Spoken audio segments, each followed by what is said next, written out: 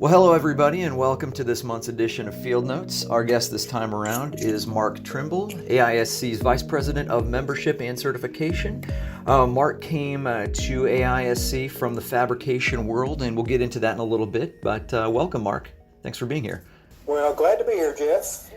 So let's go back before AISC, before fabrication, and just talk a little bit about where you're from and where did you go to school? Well, I'm originally from Paintsville, Kentucky. That's a small town of about 4,000 in the eastern part of the state. And my civil engineering degree is from the University of Kentucky in Lexington. So you're a big UK fan? I'm a big UK fan. This basketball season is not necessarily the year for that, but nevertheless, I'm still a big Blue fan. Oh, of course, you got to stay. You always got to be. So you're talking about your engineering degree. Can you talk a little about what made you want to go into that field in the first place? Were there some buildings that inspired you at an early age that made you want to go into construction? I would say it wasn't a building per se, but it was the building process. My dad was very frugal, and he was quite a handyman. He would bring my siblings, my two brothers and sister, together and use us as labor for many of his projects. And as the oldest, I was the go-to one when Dad needed someone to hand him the appropriate tool at just the right time. But really, before college, I don't think I had much of an interest in math or science beyond the home remodeling projects that I did with my dad. Okay. Really, Jeff, my love was music. I played trumpet in the band and sang in our church choir. And the decision to pursue engineering was kind of a light switch kind of choice that I made when my dad asked me one day what I wanted to do when I grew up. And it turned out to be a great decision. Sure.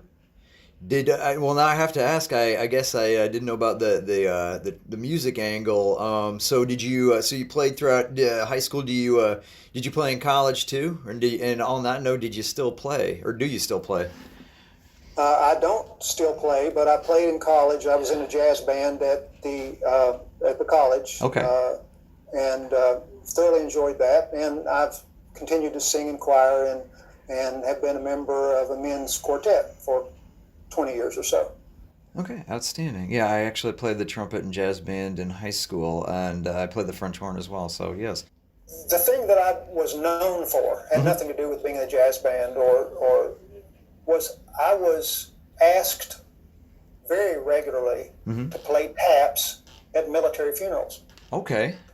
And I can't tell you how many times that I would drive to some remote cemetery out in the middle of nowhere, walk up a hill, carrying my trumpet, and there would be maybe a person or two from the family and then the military folks, and they would do the honor guard, and then I would play taps.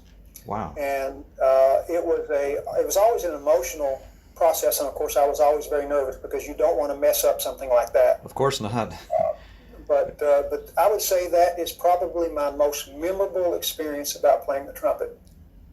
And what I would say about the quartet that I sang in was that all four of us in the quartet were engineers, just by coincidence. Wow. And we sang together for so long, 25 years almost, that we knew how each other sang. We knew when we needed to take a breath. We knew lots of things about each other, and it made singing truly a uniting event. Sure. And so we ended up singing in church quite regularly and traveled a little bit, and then had a CD, and so it was just a really fun experience. Sure. Did you have a name for the quartet? Well, we did and we didn't. I came up with a name early on. It was really simple, and then the choir director, who was our accompanist, she butchered the name every single time. And so we finally just changed it back to the men's quartet. Sure. Keep it simple. But she could never get the name right, and so we just gave up. But anyway, it's a fun experience, and it's an experience that I've had to give up because I'm in Chicago now instead of Huntington. Sure. Wow. Well, and one more quick question about tap. So, how did you? I mean, it sounds like you played it quite a bit. So, How did you sort of get the first sort of experience with that? Did somebody just need a trumpet player, or had they heard you? No, it just so happened that we had some family friends who were in the funeral home business, Okay. and apparently it's a common request. Sure. And so they knew that I was in the band, and they knew I could play pretty decently. So they I guess my name came up, and I did it one time, and then that's your first mistake.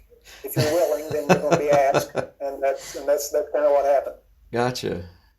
Yeah. Oh, I mean, as somebody who played the trumpet too, I mean, you know this obviously, but like taps is one of those things where it's easy and it's also very difficult to play because you don't have to move your fingers at all. But it's all eyes on you. It's a very emotional, very powerful tune. Yes, it is. Which And that makes it it's difficult. But yeah.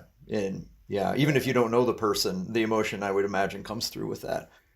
Can you talk a little bit then about how you got started in the steel fabrication business? So you got an engineering degree, but was your original plan to become a structural engineer? No, as a matter of fact, I am not a structural engineer. I uh, majored in more of the civil and hydraulic side of Okay. engineering. Basically, the earliest years of my career were kind of varied, and they didn't have a whole lot to do with building structures.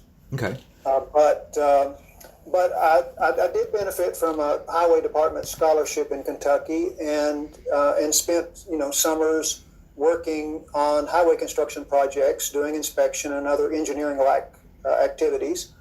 And my first real job after college was designing drainage systems for the I-65 interchanges in Louisville.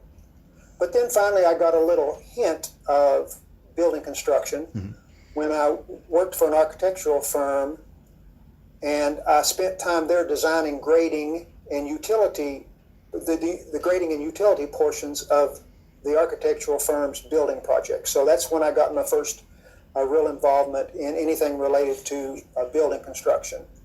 But then after that, I would say that it was probably the mid-1980s when I learned about a project near my hometown that involved the expansion of a hospital. Okay. And they were looking for an on-site project engineer. And I think I spent almost 2 years on that job site and learned a lot about building construction from some, really seasoned pros. And that project led to other building design and construction projects, and some while I was working for others. And then when I went on my own, I spent some time doing that kind of work for myself. And how did you get from there to fabrication and to Huntington Steel? Well, that's a fun story that I really like to tell. Mike Emerson, he was an IBM big system computer salesman at the time. You know the salesman, that has the blue suit, the red, I think they call it red sincere tie, and the black wingtip shoes. Okay. Mike was a really close friend of mine from my college days. And he had been tapped to take over the reins at Huntington Steel from his father-in-law. And Mike had been on me to come and work for him for quite some time, but it wasn't until there was a recession in the early 1990s Okay. that I decided that more stable employment and a regular paycheck was in my family's best interest. And so, I hit the ground running at Huntington Steel, and that was in large part because of my mentor and boss, Roy Maynor. Roy was the kind of guy who'd been in the steel business his whole life, and he was like an encyclopedia of steel knowledge. and I learned an amazing amount from him. And my 25 years at Huntington Steel were filled with lots of challenges and a lot of learning on my part. But it kind of got started when I was tasked to learn what was necessary to lead the structural fabrication division, which I was hired to do. Okay. Which included things like estimating and the typical things: contracts, detailing, project management, and of course sales. But my time at Huntington Steel was, very broad, and I had lots of different responsibilities over that period of time. And it wasn't unusual for me to take on a new challenge or a temporary assignment. And then as time went on, I moved within the different divisions there and ended up as vice president of marketing. Okay. So it's a great experience. Sounds like it. Being there for 25 years, I'm sure you saw lots and lots coming through the shop. Was there, one or two, could you label as the coolest project or the most memorable project? One of the most interesting projects we had was for the U.S. Navy, and it was right after 9/11. Mm-hmm. And we were to build hundreds of floating pontoon-like tanks that supported these submerged barriers that were to keep submarines from coming in and attacking our harbors where the ships were made. Okay, wow. That is a memorable project for sure. Okay, so 25 years at Huntington. So you've left the fabrication world, and now you are with AISC, where you've been for a few years. So what prompted that? How did you come to work for us? Well, I had been attending NASCC, which was kind of my first introduction to AISC, and I'd been attending for about 20 years and had been a volunteer, even serving on the NASCC Technical Planning Committee. Mm-hmm. And during my time on that committee, I guess my enthusiasm caught the eye of the right people, and I ended up being asked to serve on the AISC Board of Directors. Mm-hmm. Okay. And while I was a director, that put me in a position to chair that conference planning committee, which kind of brought more insight into the inner workings of AISC. And then about maybe 5 years after being on the board, I guess you could say my good fortune continued, because Charlie Carter, who was still somewhat new in his role as AISC's president, he came calling. Okay. He offered me the position of vice president of certification, and I accepted. It was a really easy decision. Sure.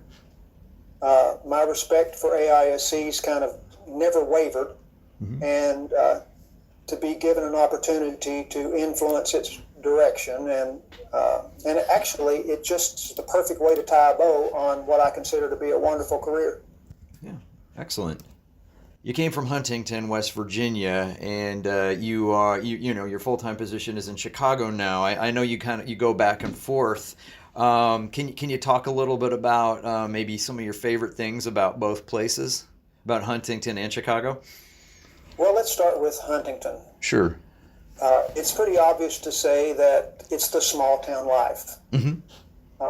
My wife Teresa and I live on a brick-lined street with big maple and oak trees on both sides of the street. Mm-hmm. We have a front porch where we love to sit out there and listen to the birds and the squirrels, and maybe even watch a deer stroll by from time to time. Okay.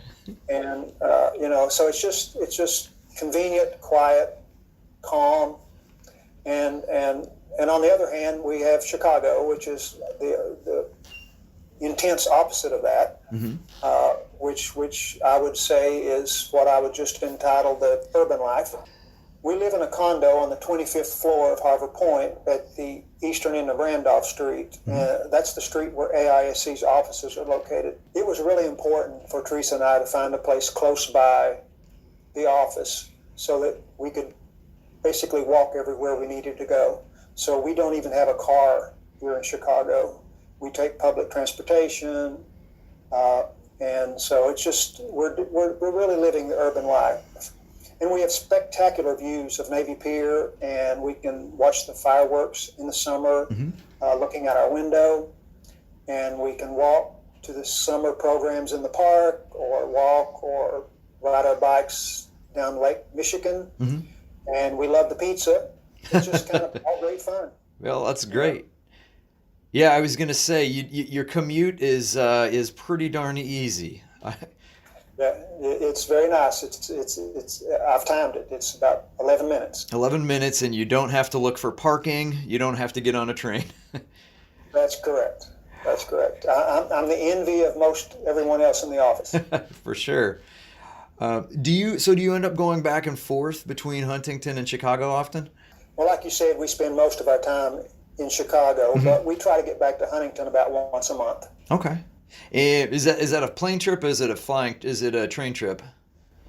It has been. I was trying to think of the name of that movie. What is it? Airplanes? What is Planes, it? planes, trains, and automobiles. Yeah, yeah, yeah. Well, it's just like the movie, planes, trains, and automobiles. Okay. We've flown back and forth. We have rented a car and driven back and forth, and we have taken Amtrak Okay. back and forth. Sure. Amtrak goes straight between Chicago and Huntington, so it's an overnight sleeping ride. Oh, yeah. That makes it kind of fun. I was going to ask how long that train ride is, but It's about 13 hours. okay. But yeah, if you go overnight, you're sleeping through most of it. No, that's good.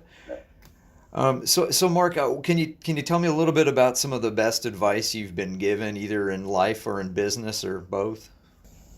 Well, best advice. It's really hard because I could talk a lot about the advice I've received, and I've received so much really, really good advice over the years. You can learn from anyone as long as you are willing to listen. And my dad taught me to ask questions first, listen to the answers, and then open your mouth and say something.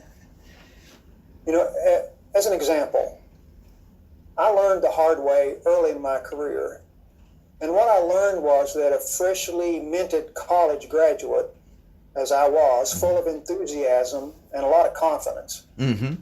is not really prepared to make the impact he thinks he can. Sure. And embarrassingly, it doesn't take very long at all to realize that there's a lot to learn from that carpenter or ironworker or fabricator Mm-hmm. who's been plying his trade for 20 years. And I think the approach of listening first and speaking second Mm-hmm. has been a lesson that's helped me gain a lot of knowledge from a lot of people throughout the years. I definitely know. I think that's great advice. I think there's a lot more of us that probably should follow that from time to time.